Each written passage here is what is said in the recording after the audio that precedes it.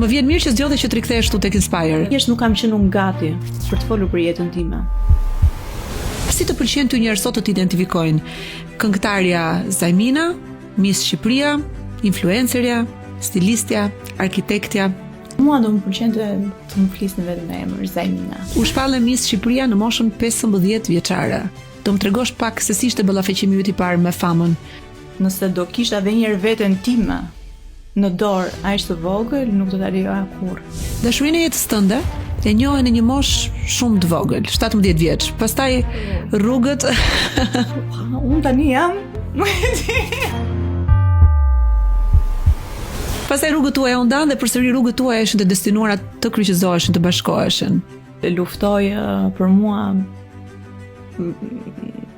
për gjithçka. Zemra ka arsyet që vetë arsyeja nuk e kupton.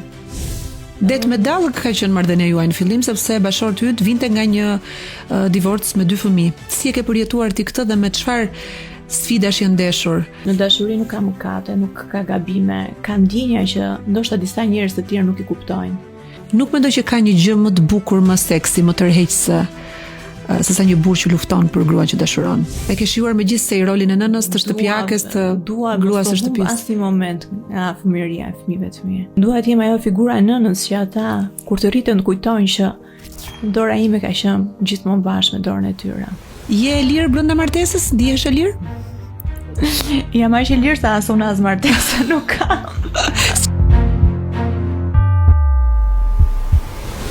Ke bërë në një trajtim për të mbajtur në formë, base jo për ta përsosur pamjen tënde se ti shumë e bukur je, ç'të bëhesh më e bukur. Unë se kam kompleks fare këtë të them edhe për pjesën nga ana estetike që mund të kemi bërë edhe prekje në tipare. Cila është kjo prekje? A ka ndonjë ritual, ndonjë sekret bukurie që Zajmina ja sugjeron çdo vajzë? Kur mendja është mirë, bukuria është më e dukshme.